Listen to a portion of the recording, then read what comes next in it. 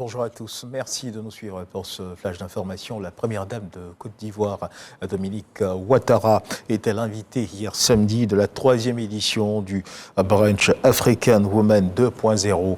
Le brunch organisé par Afrique Femmes. Nous y reviendrons dans nos prochaines éditions. La 6e édition du Salon international de l'agriculture et des ressources animales, le SARA, s'est achevée. Près de 500 000 personnes ont pris part à ces assises relatives aux enjeux de la sécurité alimentaire dans un contexte de choc extérieur au continent africain. Le Premier ministre Patrick Achi a pris part à la cérémonie de clôture du SARA. Il a expliqué la nécessité d'intensifier les investissements dans les chaînes de production agricoles. Toujours au SARA, le ministre de la Construction, Bruno Nabagné, connaît président du conseil régional de la Bagoué, a visité le stand de la Bagoué au SARA 2023. Le ministre Bruno Okone avec à ses côtés la maire de Boundiali, Mariatou connaît le reportage de Juliette Ouéa. La région de la Bagoué présente au Salon international de l'agriculture et des ressources animales 2023. Des exposantes expliquent au public les bienfaits de leurs produits.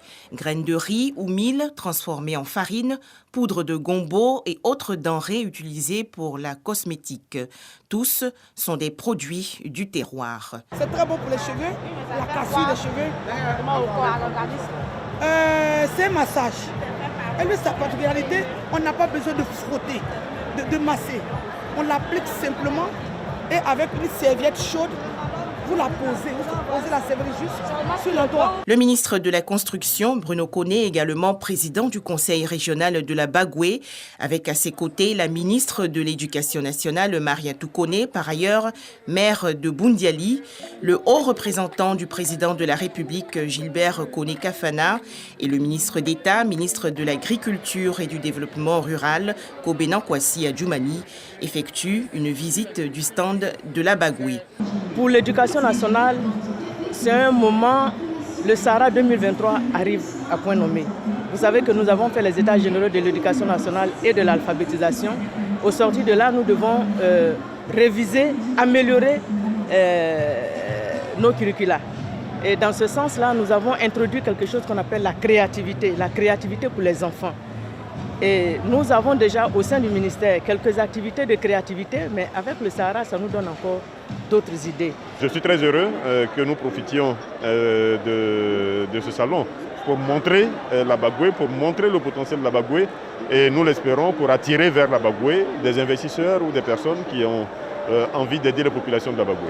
Située dans la partie nord de la Côte d'Ivoire, la région de la Bagoué a une population estimée à plus de 500 000 habitants.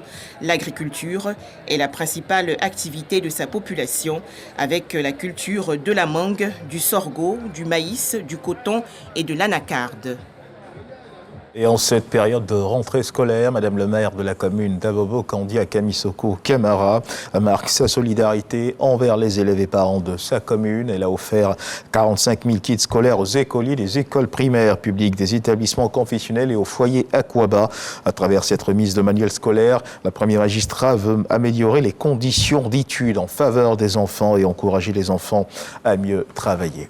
Dans l'actualité internationale du côté de l'Inde, dans le nord-est du pays, au moins 77 personnes ont péri dans une vallée himalayenne après des crues subites provoquées par le débordement d'un lac glaciaire, selon un nouveau bilan communiqué donc ce dimanche par les autorités.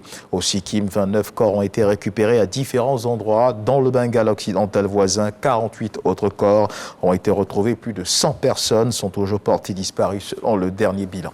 Et puis conflit israélo-palestinien depuis hier samedi 7 octobre 2023. Israël essuie des frappes depuis la bande de Gaza. Une attaque surprise menée en territoire israélien et revendiquée par le Hamas palestinien.